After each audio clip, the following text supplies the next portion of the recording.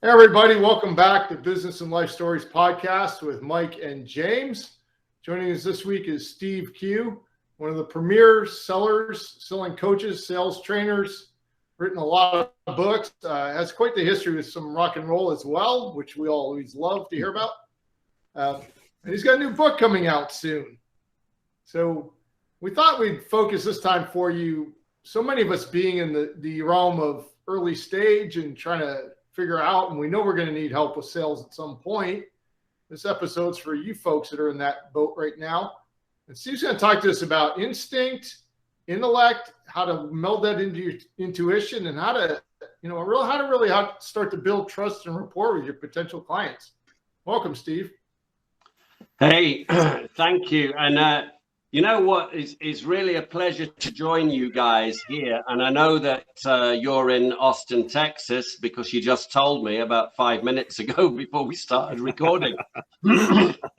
And you know, the relevance of that, apart from ZZ Top, is obviously when it comes to sales, was one of my all-time favorite people for many reasons was Zig Ziglar. Yeah, and he came from Texas, right? And I used to listen. I bought every program of his. I listened to every broadcast, just everything, every video. I used to get in my car and just drive around for 3 hours to get, like, you know, isolation, and just put a Zig Ziglar CD in and listen to it, because this guy really knew his onions. And hey, I love Bob Proctor, I love Tony Robbins, and I love myself as well, you know, because you've got to love yourself. But absolutely. I tell you one thing. There's only one Zig Ziglar, man. You know, that guy had so much poise, such a depth and breadth of knowledge and experience and integrity and grace. And he was one hell of a funny presenter as well. You know, he was just amazing. Yeah. So that was my thing. And I love that thing. This is I don't know about in down under in New Zealand where James is, or over in your part of the world, Michael, but very much, and James being an expat will understand this. We have this attitude a lot of the time in the UK about selling. We have a hang up about it, like a phobia about it. So nobody wants to admit to being a salesperson, you know, so we invent new names for it, like account manager, and can't even think of, you know, where I'm coming. We invent all these titles, but really we're a salesperson. And like, my question is, why are we hiding behind these titles? I do remember a Zig Ziglar program, and he gave an example of this. This is obviously like 30 or 40 years ago. And he says, you know, the guy sat there opposite the prospect, and the prospect says, well, why are you here? Is this like a sales interview? And the guy tries to find all sorts of ways of saying it's not, but he really means it is. And the guy says, well, what are you, a professional visitor? you know. And then so I think we got to get clear on that. If we are selling something of benefit and value to somebody else, why would you want to hide about it? Why would you want to fake it? Why would you want to pretend you're doing something else? Why wouldn't you be loud and proud about it? And you know, 100%. If you are convinced and sold on it yourself, if you'd sell it to your own mum or your own granny, you shouldn't be selling it if you wouldn't. So therefore, why would you be ashamed of being a salesperson? And then on the other side of that coin as well, guys, we have this thing that, you know, as members of the public, we don't like being sold to, because we've been conditioned by consumer television. Oh, if anybody rings you up selling something, oh, it must be a scam. They must be a villain, you know, which is complete rubbish. Yeah, we kind of know that. There's bad eggs, there's bad people, there's bad dudes in every walk of life, in the medical profession, in the construction business, in the acting, in any business. Yeah, as well as a sales business. Yeah. But most people in most businesses are okay. Most people have good intention, good integrity, and they're okay. So the media, for some reason, has tended to sort of jade people's perception and make them overly suspicious of salespeople. And perhaps that's part of the reason that salespeople try and pretend they're not really saying. I don't know, but do you get where I'm coming on from that, guys? Absolutely. I experienced that back, I was about 12, 13 years old in the Boy Scouts, and we were supposed to go door to door selling this popcorn, raising money for our camping trip. And no one trained us how to do this, but every time I went to the door, I felt really weird. It's like, what the heck am I doing here? So yeah, I experienced that early on. It wasn't until many years later, a really nice and very generous salesperson took me aside and he said, well, you have to think about how are you really solving a problem? Yeah. If you're not solving a problem, you're already done before you start. Yeah. No, totally.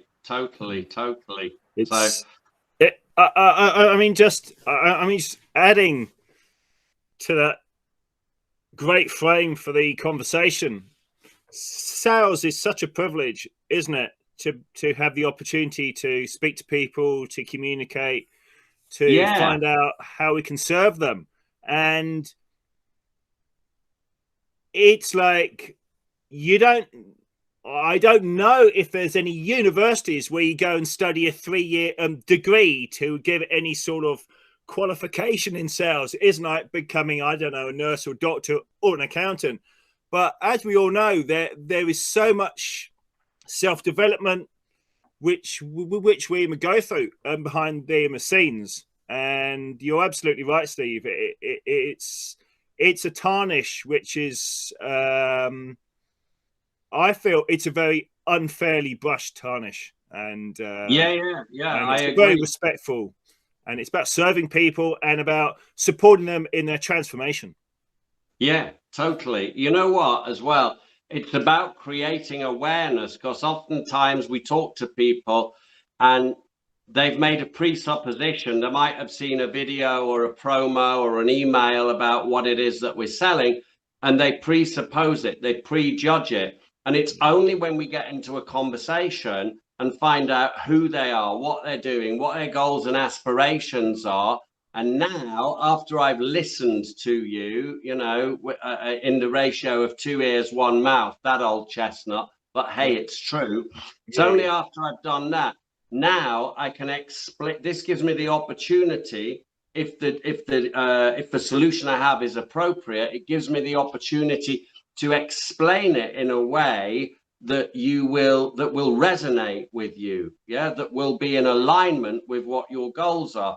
And hey, if it's something which is totally not for you, the deal is, well, look, you know, thanks very much. You were right to make that presupposition. This probably isn't for you. Oh, by the way, do you know anybody who it could be right for? Yeah, because we all love referrals. We all love recommendations. You know, I mean, one thing about that, you know, Einstein said, didn't he, about the what was it, the definition of insanity was doing something that you don't get. I'm paraphrasing here, but something you don't get a satisfactory result from because of the actions you're taking, yet you keep taking the same actions and you're hoping or expecting to get a wildly different result. It's never going to happen. Well, I'm going to give you the second definition of insanity. If you're in sales, if you have a business or an enterprise, I don't care what it is, if you don't ask for referrals, that's the second definition of insanity. Okay, it really is. Love it. So the stats tell us if we get a new prospect in front of us, who is a referral from a trusted friend or a satisfied client or customer who's been the conduit, the bridge, that we have an 85% or more chance of that person becoming our next client, the next person to put money in our bank account over and above. I don't care if you've done $1 million worth of advertising on the neon lights in Times Square, New York. Yeah. The prospects you get from a referral will close more above the prospects from that advertising campaign. I guarantee it, because there's already a tacit trust there. Yeah. Because James recommended me to Michael, and I respect James. We've done business together for years. Yep. He wouldn't put me into a bad dude. Yeah. And he knows I have a need for it. You know, I had I don't know whether James has heard of this guy. I had an old mentor of mine for quite a few years on and off called Richard Denny. No. Richard I haven't heard of Richard wrote a great book called Selling to Win, and it's like a perennial classic. He was a quintessential English trainer, speaker, author, motivator, really lovely guy. And sadly, he left us a few years ago for another plane of consciousness. But he used to say, nothing happens anywhere at any time without a sale of some kind first being made. And I love that, because you know what? It's true. Even if 100%. Even if it's selling your staff on doing the right thing, on giving better customer service, selling your kids on being respectful, good citizens, doing well at school, selling your wife on going to Tenerife when she really wants to go to the Bahamas, you know, whatever it is. But you know, there's a saying, isn't there? Life's a pitch, and it really is. Yeah. It is just such an important life skill, isn't it? It's so important. It's so important. And I'm telling you, if you can't sell, you're screwed today. If you can't 100%. Sell, you're screwed. Yeah. And it's not about manipulating people. It's not about putting one over on people. It's about good selling is good communication. It's about being a good communicator above all. Yeah. And serving people. I once heard, you know, if you want to get, if you want to do above average financially and do good for yourself and your family and have a great lifestyle, selling, and unless you're like some hotshot lawyer or actor, selling is the profession to get into, you know. And I love what Jim Rohn said. Jim Rohn used to always say, I'm an amateur on the Bible, but my goodness, he was really good at quoting the Bible. So I think he was being overly modest there. Yeah. But he said the person asked the master teacher, meaning Christ, he said, how do I become rich? How do I become fruitful? And the answer was, find a way to, this is the word you use, James, find a way to serve the many. And if we look at everybody who has been successful, they have served the many, you know, whether it's the Microsofts, the Virgins, or whatever, they have served millions of people and given them solutions that have helped them in their careers, in their personal lives, and everything else. So I think that's so true. So true. And as you covered there, Steve, one of the most important essences is the transfer of trust and the building of trust, isn't it? Within any conversation, within our family, within our friends, and particularly within a sales conversation, like. There's so in metaphysics, really, you know, we talk about this thing, we talk about selling, we talk about attraction, we talk about all this great stuff, yeah. But yeah, it's a transference of it's a transference of feeling, a transference of emotion, yeah. Somebody said to me a while back, what does that mean, really? I'm not too sure about that.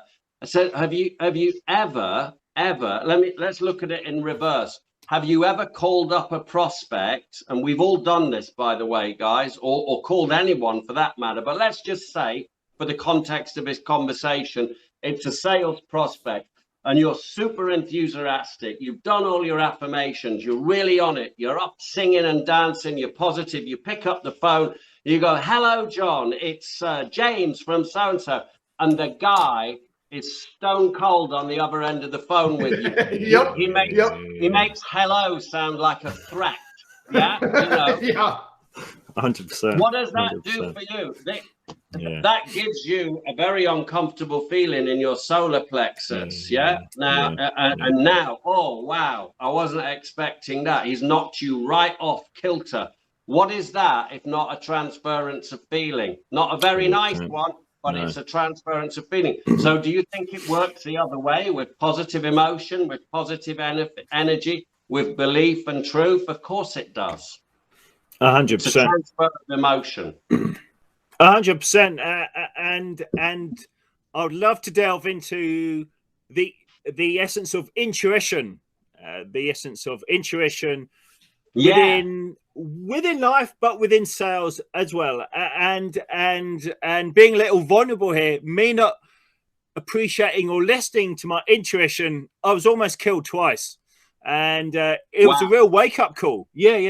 I almost, and it was a real wake-up call. And I was going through a period of bad health, and I was reading a lot of outdoor books. I love outdoor pursuits, and some of the greatest mountaineers said that they survived situations due to their intuition.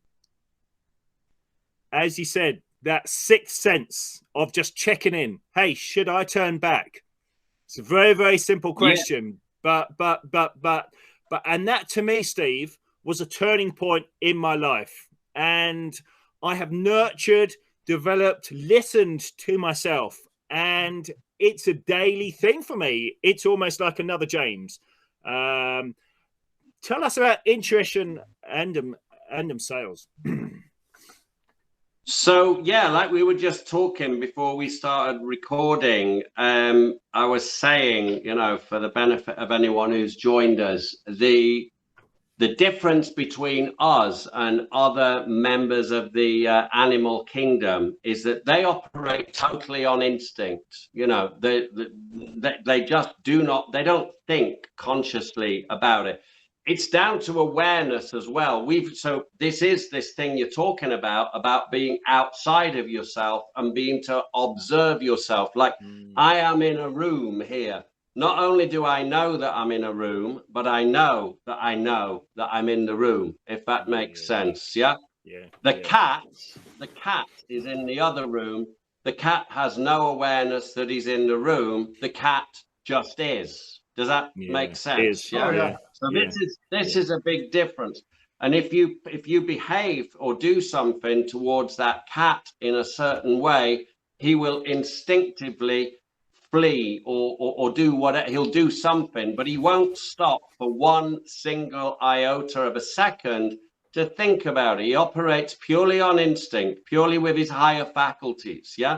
We operate, or we tend to operate through our five senses: hear, taste, touch, smell. So, and we tend to ignore this intuitive factor that we've got, because we've been blessed and cursed at the same time with a thing called an intellect. Let me ask you a question that illustrates this. How many times have all of us guys at some point we've said, don't know what it is, but I just don't think I should do that. I don't think I should buy that. I don't think I should go there. I don't think I should take that meeting or whatever it is. And then the intellect kicks in, logic kicks in, and we start to justify it to ourselves, the reasons why we should, and we talk ourselves out of it, only to find out that this was a gross error, and that, and we've all said it a million times. I knew I should have listened to my gut feeling. Loads 100%. Of times. I've 100%. Done it. We've all done it. And this is sorry, Michael. I've lost your video, Michael, by the way. Oh, it should be back. Can you guys see me?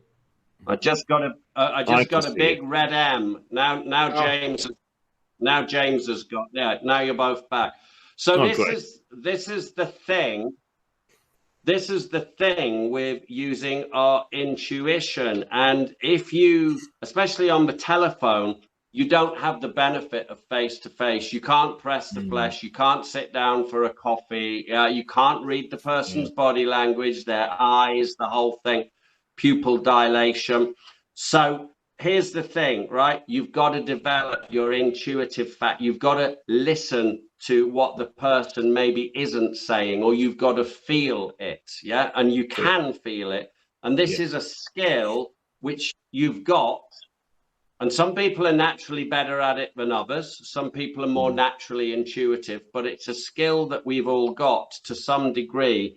And it, just like a muscle, it can be exercised and developed and grown and used, guys. Yeah. Yeah. So that's what I really think, the whole intuition thing. It's almost that it is that our conceptual mind is just part of our brain. It's a relatively small part of our being.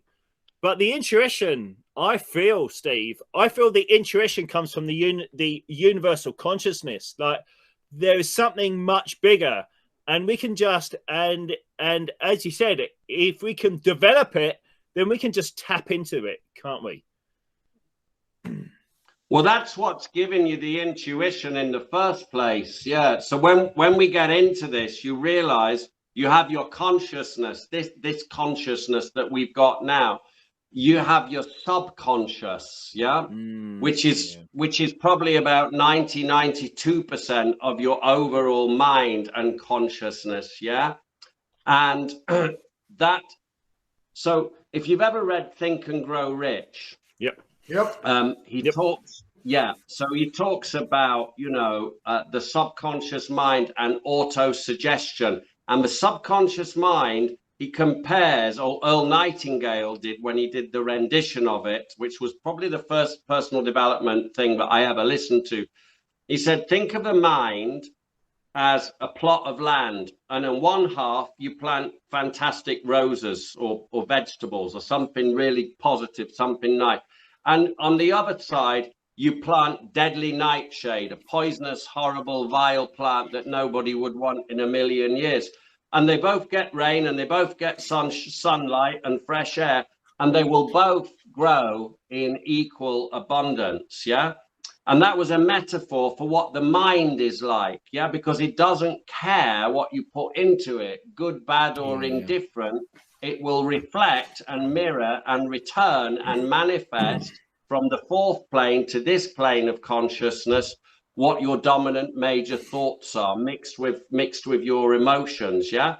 And as this guy is great, Joe Dispenza, if you've ever looked at him. Absolutely. He's like, most of us get up every day and our thoughts are 90% the same thoughts we had the day before and the day before and the day before and the day before, and ad infinitum, which is fine, apart from the fact that most of those thoughts, or the largest percentage of those thoughts, are about things that we don't want, things that we don't want to happen, things that we don't want to have to do. And so if we are emotionally immersed in this stuff most of the time, and we know on frequencies that like attracts like, it's kind of not surprising that most people are stuck. Most people are on a hamster wheel, and they're just getting more of what they really don't want. I tried to work myself out of that situation because, as you say, so many people, including me, are in that endless hamster wheel. And I thought about a little bit different terms coming from the science background, but I thought, is there such a thing as neural telepathy? Telepathy being mind reading, which may or may not be true, but I thought, is there a way to do that with the nervous system when I'm on a phone call with a prospect through the voice, intonation, tonality, and all that, but just to let them feel that I'm really trying to help and I'm really trying to find out if this is even going to work, and I'm not going to sell them something that doesn't work for them. That's all inside me. So how do I? And I thought about how do I project that, because it's true. That's what I want to have come across. And then I started trying it out in bars, or what you guys call pubs, just trying it out on total strangers. How fast could I build that neural connection when the person's starting to talk to me? And so it's really interesting how that works. Great question. So the way you do that is you need to develop absolute unshakable faith in what you're selling, what you're doing, and in yourself. Unshakable faith and total certainty. Yeah.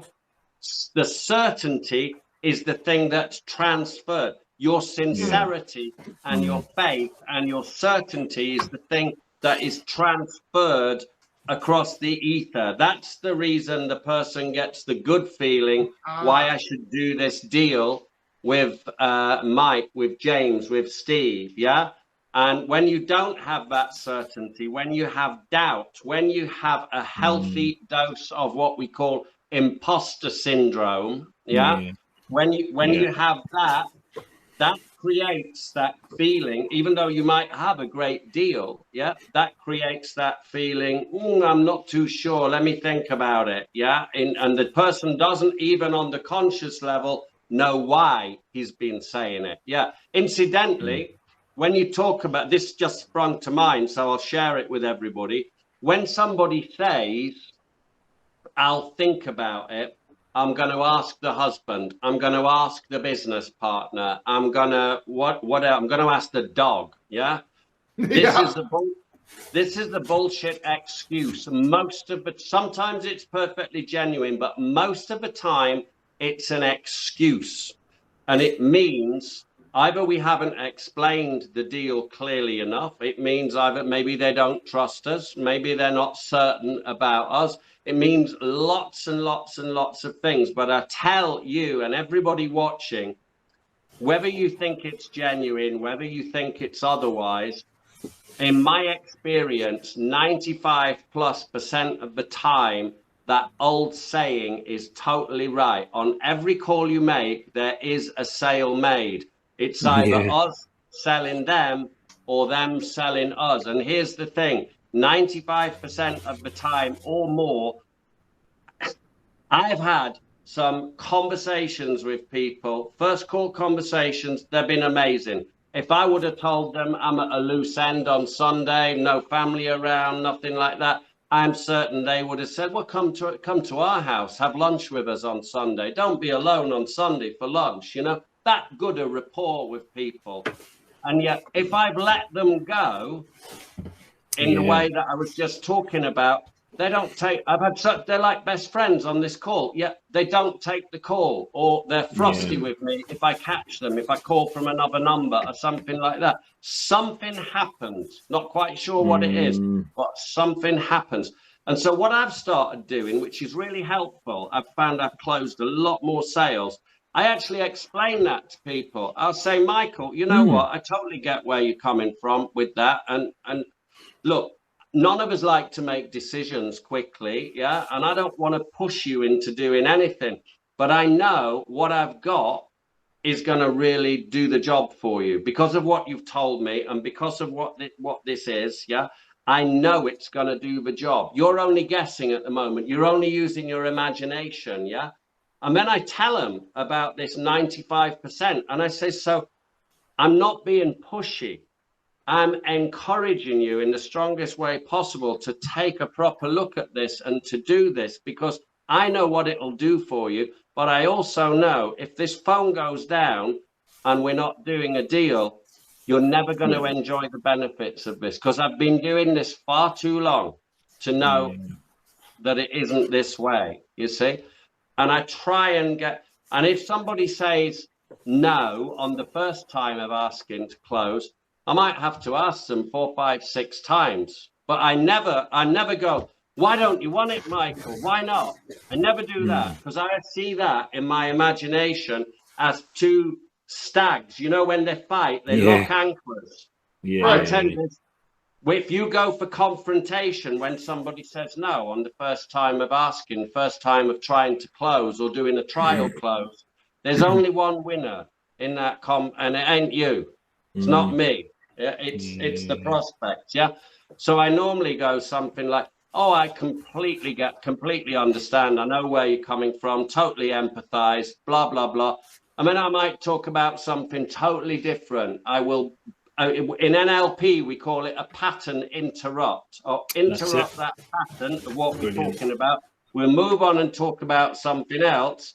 But just like one of those great comedians, who are telling a joke. They'll take half an hour to tell you one joke, and they'll digress and digress, and then they always come back in. They always come back in. You've got to be mindful of when you're going to come back in, and you're going to ask again, but in a different way. And it might take 3 or 4 times. Did you know that on average, it's at least most sales, again, it's over 70 or 80% of most sales closed, certainly over the phone in telemarketing, come after the 4th time or more of asking the prospect to do business with us. Amazing. So if you're accepting no on the first occasion, how much business are we losing? How much commission are we missing out on? How much revenue for the businesses we work in and work for are we missing out on? I'd say most of it. 100%, Steve. And that's such an important point, isn't it? Like how can, because people often feel bad about even asking for the sale once, let alone 3, 4, 5 times. Yeah, well, you know, what is the mindset training, or what is the confidence, or what can an early stage sort of founder who might still be on the phones, what can they bring to themselves to have the capacity or the confidence to know that their product will truly serve this potential customer? But for that to happen, they have to step up and just ask a second, a third, or 4th time. Or even the first time, you know. I mean, the first time. It's like 100%. Close it in a way. You used a word a few sentences ago, which I'm going to back up in a second. You've answered your own question there. But as I was saying, it's giving instruction. It's like giving a prescription. Yeah. When you close someone, you are giving them. And a lot of times I've heard salespeople, they go through the whole presentation, they build some rapport. Maybe they don't ask as many questions as they should have done, whatever, but they get a reasonably okay presentation. And then they don't ask for the business with any degree of certainty. They don't ask. They expect the prospect to close himself, you know. And all it is like, okay, James, I'm glad you're fully on board with that. So what we need to do now is get this silly form out of the way, and then we can talk some more about what we're going to do post-implementation. Yeah. What's your postcode? Yeah. Where you, whatever it is, never say, would you like to take that? Because now you're giving him an opportunity to say, no, let me think about it. You try and it's always the assumed close, but the word you used earlier, you said, what is the mindset? Yeah. And I love this word because we all think of mindset as like attitude, and it is in one context. But in the context I'm talking about here, it is actually 2 words. It's having your mind set, focused like a laser on that person, that emotion, that deal, and that outcome, having your mind set on it. Make sense? Yep. Well, 100%. Fantastic. And I guess that leads me, Steve, to the concept of perseverance. Not everyone says yes. Like, we cannot close every deal, and there's a tendency to either take it personally, or I don't really I didn't enjoy the pushback, or like that is another aspect, and then that begins to be a bit of a self-fulfilling prophecy. Because we then go into another call, and the confidence has dropped from 100% to sort of 83%. The bit feels it, that intuition. And it can go down the now you're nervous and you're desperate, and they can feel it. And look, we can talk about all this rubbish about, oh, James, it's not you they're rejecting, it's the offer. Forget that. That's BS, right? If you can't take rejection in sales, you're in the wrong job, mate. It's like saying if you're a coal miner, if you can't take rejection in sales, it's like being a coal miner who don't like getting dirty. Do something else. Because guess what, dude? It comes with the territory. It's a fact, yeah? So we just have to rise above that. And you're right. We can't win them all.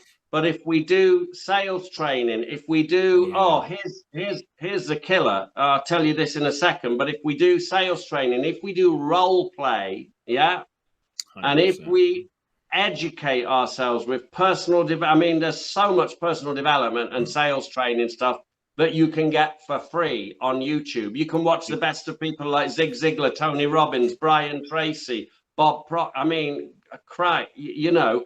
If you don't do that and read a book every now and again on sales and on personal development or on communication or on neuro-linguistic program, again, you're in the wrong game. If you're not into it, yeah, you're in the wrong game. It's just the thing.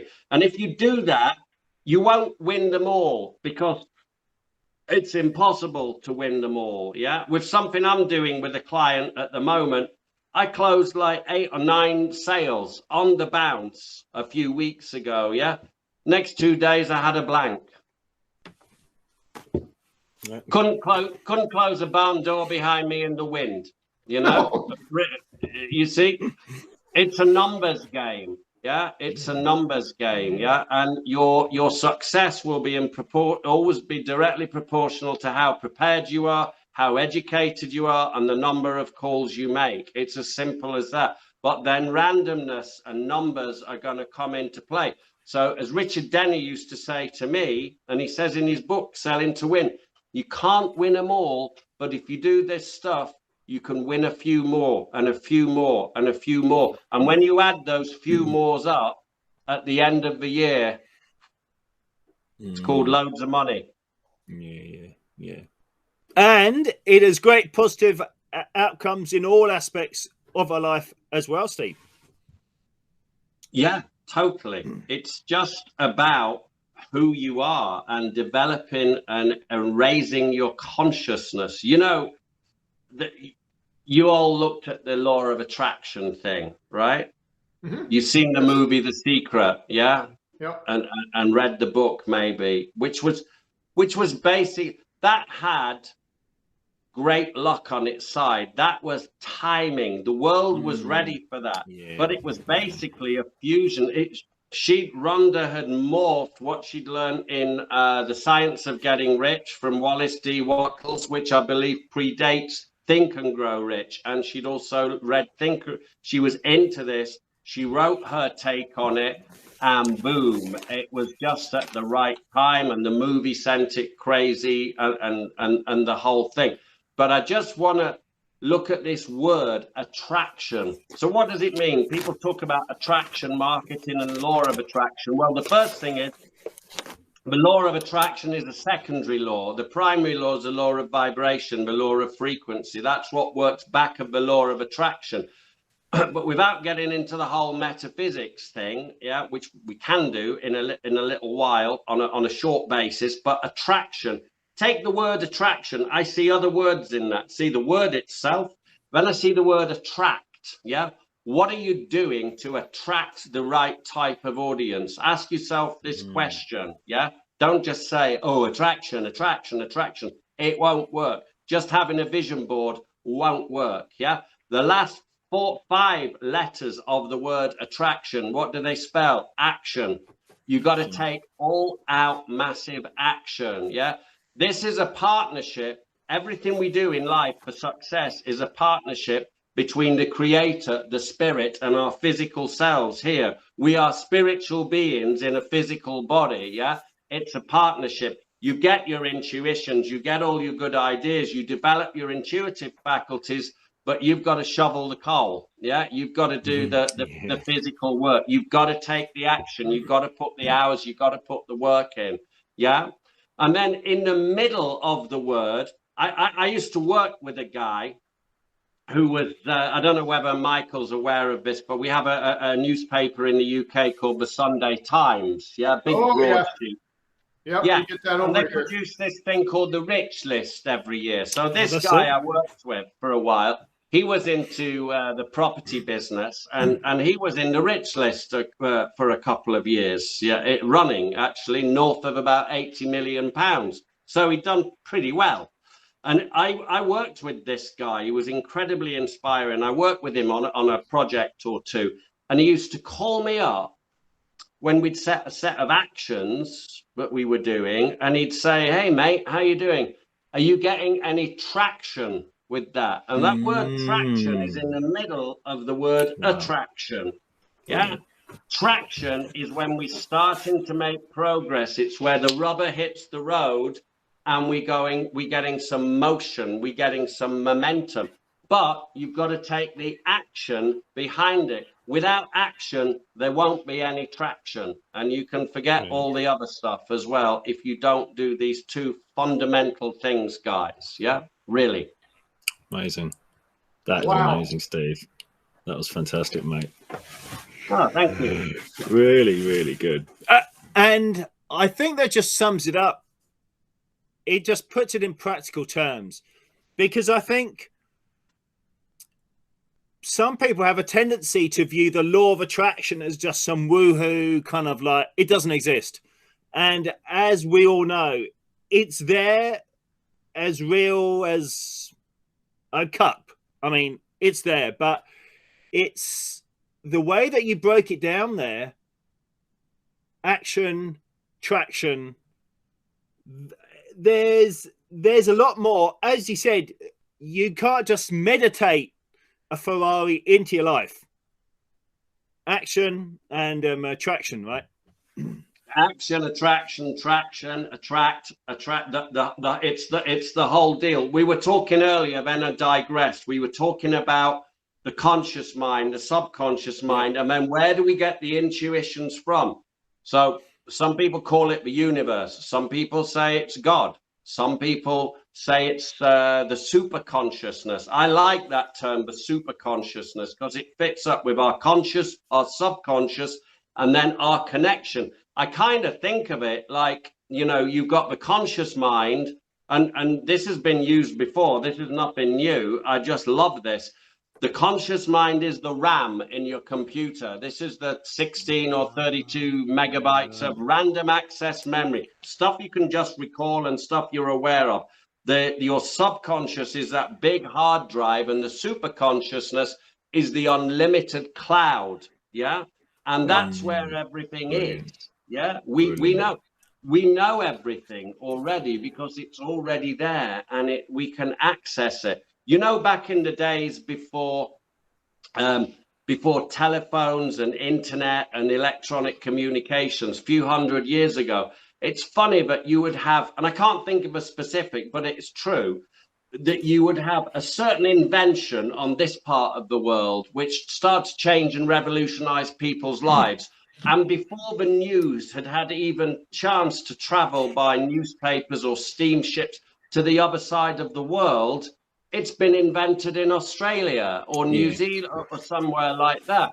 And that's because all these ideas, all these inspirations, they have a time that they have to manifest on this plane of consciousness. And they're out there in the ether. They're out there in the super consciousness. And we are like transmitters and receivers. Yeah? Does that make sense? People like Einstein knew this. Tesla knew this. Yeah? And this is a lot of information that some people don't really want us to know. They want it to be suppressed, yeah? But we have to work on this and develop these intuitive and higher faculties that we have to live a fuller life. It's one of the things that we're here to experience, yeah? And so all of this stuff is what I bring in to my sales. And I sell every day on the phone, yeah, whether it's for my own things or whether it's for a client that I work with. I sell every day on the phone. And my best advice, the thing that gives me the most maneuverability, sometimes I'll say to my wife, she'll say, "Oh, did you get that one?" If she was listening, I'll say, "Yeah, but it was like an 18-point turn to close the guy, you know, reverse, look, maneuver a little bit here, a bit there, a bit there." Sometimes you got to do that But you can only do that if you've got the latitude with which to do it. And that latitude comes from personal development. It comes from mindset training. It comes from all the stuff we've been talking about, educating yourself, upgrading and improving yourself every day and enjoying it. And again, if you can't do that, won't do that, don't want to do that, go and stack shelves in a supermarket, go and do a degree and become a doctor, because this game is not for everybody. Yeah, just as being a brain surgeon is not for, I wouldn't be a brain surgeon for all the tea in China, you know. No. I'm really So there glad you go, you said that. So, man, it's so important. And James, we tell people this and it seems like a lot of them just don't want to hear it. When you have a startup, early stage company, you don't want to be doing your sales. You don't want to be doing your own sales. At some point, you got to stop. You need people that love sales. Yeah, you got to do it. I mean, we just talked about brain surgeons there, or heart. Yeah. Do you think these people are saving people's lives and doing what they do and upgrading themselves and going on courses and working in this very stressful, knife-edge environment? Do you think they're doing it reluctantly? They're not. Yeah. They're doing it because they love it, because they want to do it, because that's the kind of impact they've decided they want to contribute. And it's all about contribution. Yeah, right. That's what they want to contribute. 100%. So if you don't want to do it, go and do something else. Yes. Yeah, exactly. You can't put a square peg in a round hole. It's a cliche, but a lot of these cliches are true. Yep, But the thing that does frustrate me, which I always say to groups, if I'm talking to anyone or trying to help someone, is how often have we bumped into someone, we've not seen them for ages and ages, and you say, "Hey, John, how you doing? Nice to see you. Not seen you for a few years. What are you up to?" And John says, "Well, I just got a sales job until something proper comes along." Oh, no. Oh, no. Yeah, oh, no. Because poor old misguided, ignorant John doesn't realize that the prophet might not be with that company, might not be with that opportunity. Yeah, but he doesn't realize he's entered a realm where if he embraces this and gets really into this thing, the sky's the limit.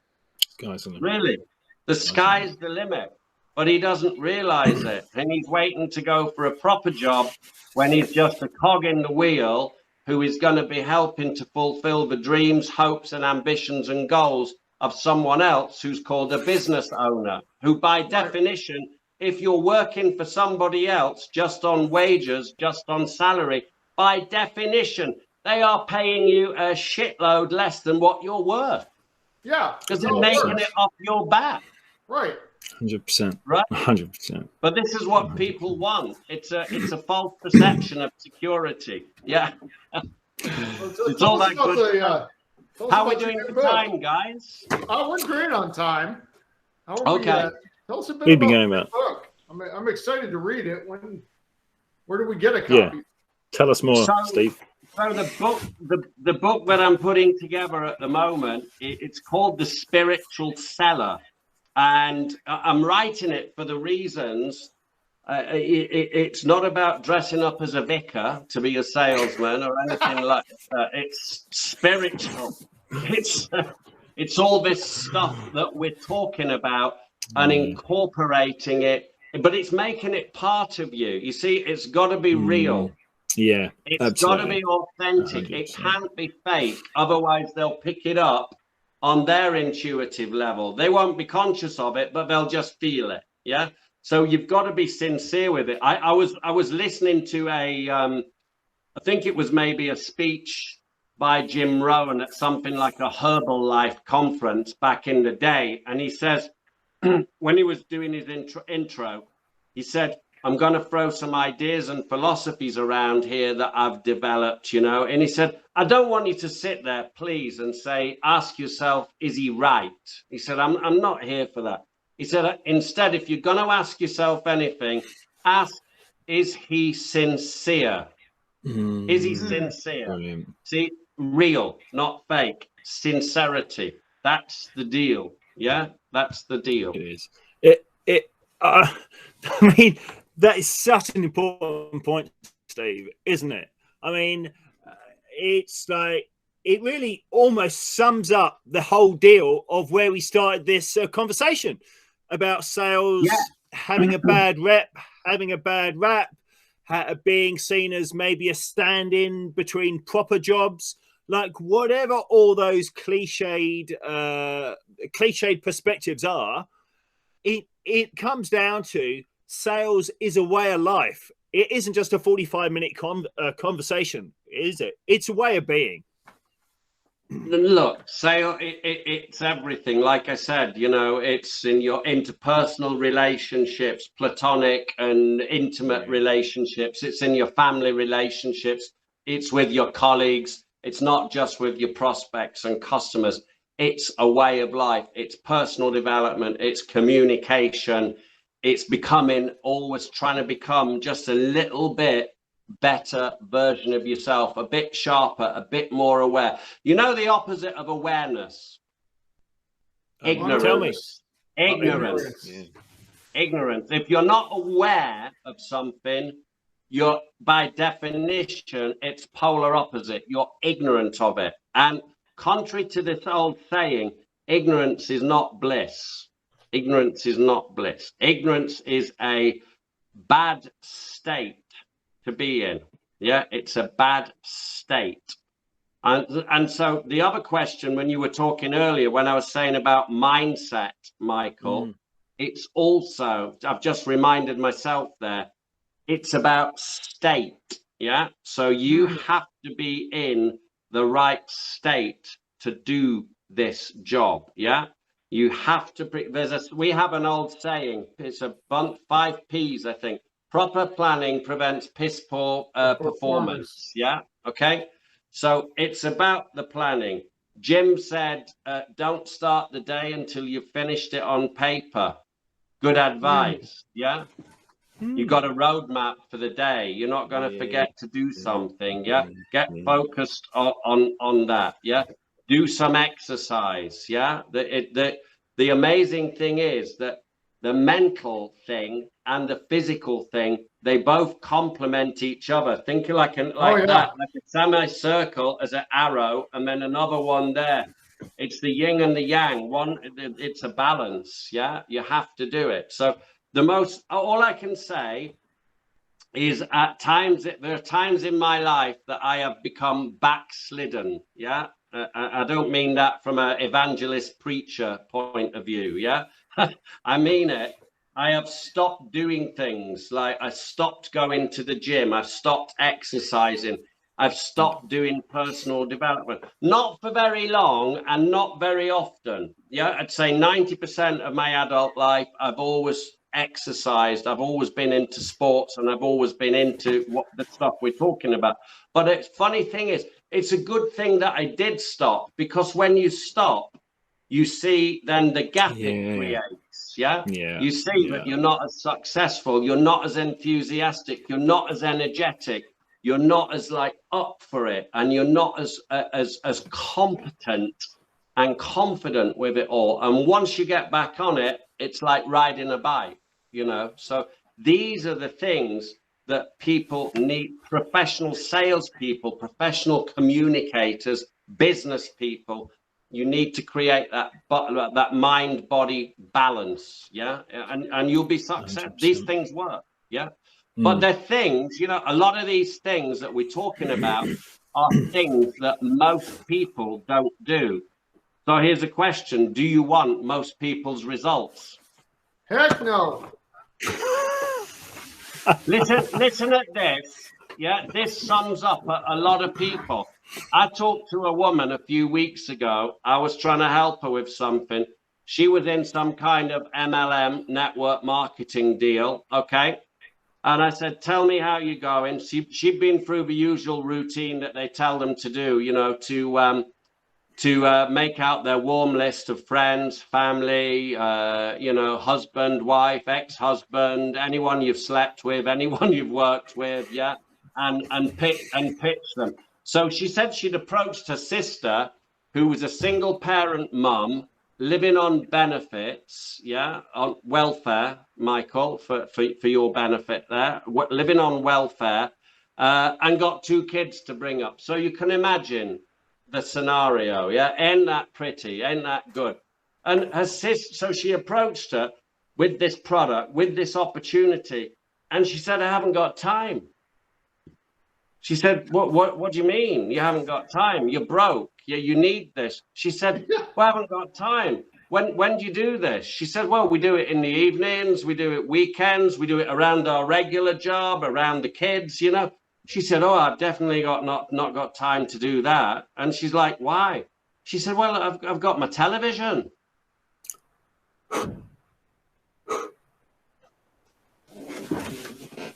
I mean, talk about you can lead a horse to water, but you can't make it drink, right? Shocking.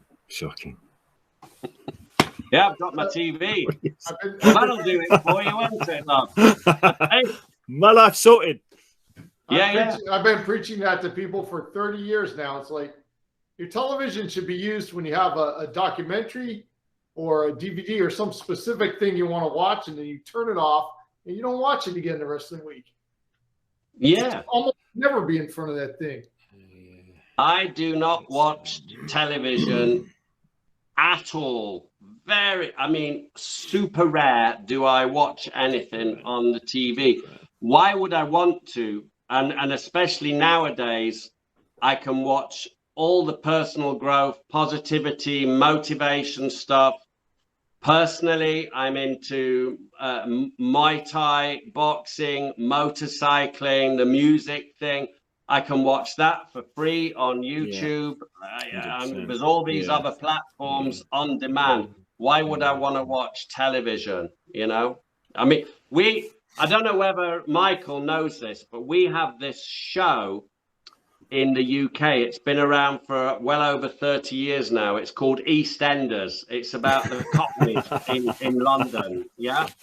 And I'm telling you something, I do not watch it, but sometimes, you know, you go to someone's house or, you know, I had a girlfriend years ago who used to watch it or whatever. So you see snippets of it. And I'm sure even on a sunny day, they must put a gloom filter over the front of the camera because it's Misery Incorporated. And all these people are doing, listen at this, all these people are doing is they're discussing negative things that are happening. It's negative carryings on. It's sneaky, nefarious things going on, dirty deeds, yeah? And they're all done, dirty deeds done dirt cheap. You're dead right, yeah. And they're screaming and they're shouting at each other and they're just talking about negativity and being broke and they can't afford this and where do you think the money's coming from for that? Ah! And these people, they're lapping it up. They're watching it 3 times a week and then it's all repeated in one big go on a Sunday. And they're up for that as well. And they're identifying with these people identify with people in these things. Yeah. You know, they're identifying with these people. So is there any wonder that a lot of people are in the state they are in, if that's what they're feeding themselves? Oh yeah, it's horrible. It is that old cliche, Steve, of you become the people, or I expand it to you become who you spend the most time with, be it EastEnders, be it Joe down the pub playing pool, or Steve and Mike talking about metaphysical selling. Good friend of mine is a very, very accomplished guy in personal development. He's been a top level master trainer for Tony Robbins. He's very good friends with people like John Asraf and Joe Vitale. He's a guy called Peter Sage. He's English, right? Guy is mega. I mean, this guy, I was running the London Marathon once. I'm thinking of giving up at mile 17 because I quote unquote hit the wall. And then I thought of Pete. And at the same time, he was running the Marathon des Sables, 7 back-to-back marathons in the desert in Morocco, carrying all your own gear, all your own water and your own tent. I thought, Steve, don't be a pussy, you know. Pete's an amazing guy, and you know he's a 10 grand a session, 10 grand a week, whatever coaching guy. He coaches some very high level people. His first piece of advice to anybody wanting to make dramatic shifts and changes and improvements is upgrade your peer group. Upgrade your peer group. Oh, yeah. Number one thing. Yeah. That's what he says, and I think he's right. 100%. 100%.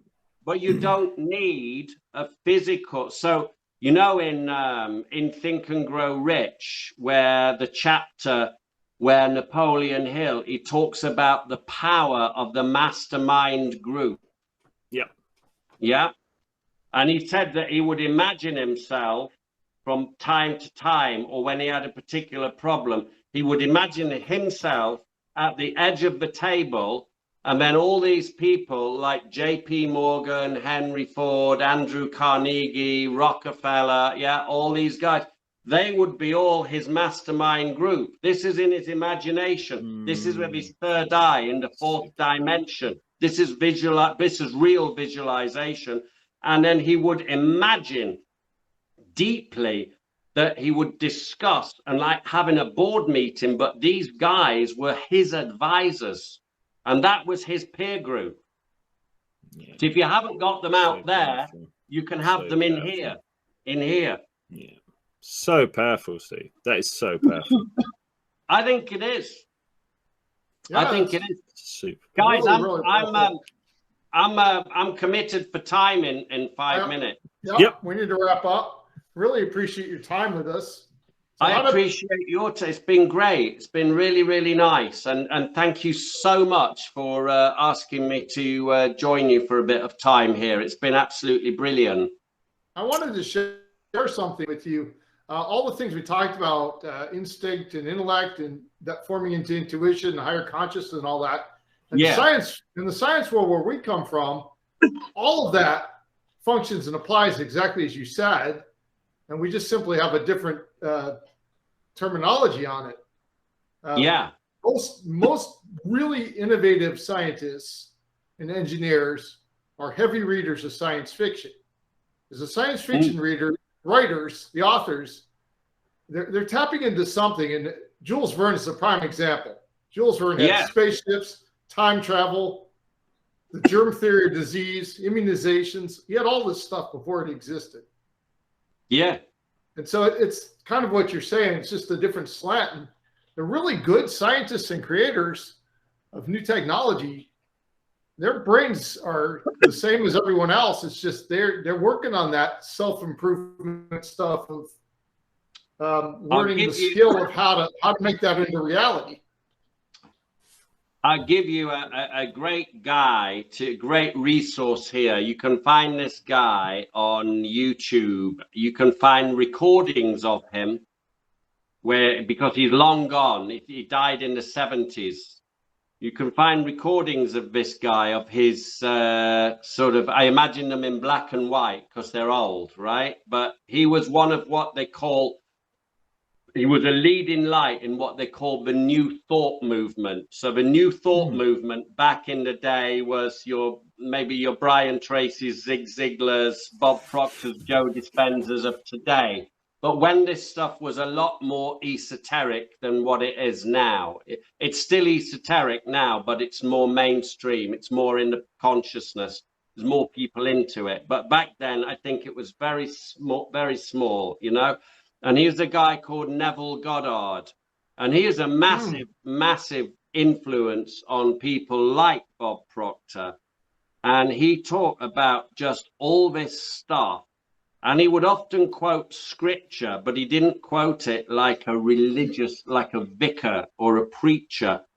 He quoted it with a very, very different interpretation, that metaphysical interpretation. He was one of the first people to start talking about state. And he talks about what you're talking about here with these science fiction writers. These guys were the people with the most developed imaginations. They could imagine that. Neville Goddard, his take on your imagination, he said, that's the God particle in us. That's God, I've heard that phrase. Brilliant. It's the universe. Brilliant. It's all out there. You know, all the wealth, all the money, all the ideas, inventions that are ever going to be there, they're already out there. They've either manifested or they've not. Yeah, you see, but they are out there. Everything's always been, all the knowledge that we get on, that we can get on Google and reference on Google, it's always been there. It's always been there. Fantastic. It's there. And it's in us. It's like when you heard of the Socratic method of teaching. Yeah. So back in the day, Socrates, the Greek philosopher, one of his students was Plato, right? Who wrote the Republic, if you've ever read that. But the way he used to teach his students was mainly by asking them questions. There's a great sales lesson here. Yeah. He used to teach his students mainly by asking questions most of the time. Yeah, say 80% of his discourse in a lecture would be asking you questions. Very, very skilled and focused questions, but questions nonetheless. And the word education, I believe, roots from this Greek word called educo, which actually means to withdraw, draw from within. Yeah, absolutely. So he had the knowledge through higher consciousness that we have all the answers within him, that we have the God, the universe, the imagination within us. And if you ask a person the right questions, you will expose that. You will manifest the knowledge which is already there. 100%. 100%. And so if we adopt that, the topic today was mainly sales. If we talk to our clients in this way and ask them all the right sort of questions and clarify and paraphrase and go deeper with penetrative questioning, which I learned 30 years ago from Brian Tracy, penetrative questioning, paraphrasing, making sure they understand that you've heard them, makes them feel good. It raises their self-esteem, because 90% of the time, nobody listens to anybody. Wow, you've listened to me. I like you. Yeah. You actually freaking listened to me. Yeah. All of this stuff all does the job. It does the job required. And as Jeremy Clarkson would say, on that bombshell, it's the show. Nice. Thank you so much, Steve. Steve, it's been a pleasure, sir. Thank you so much. And I'll speak to you very soon, yeah? Absolutely. Bye. Cheers. Nice to meet you, Michael. Thank you. Bye.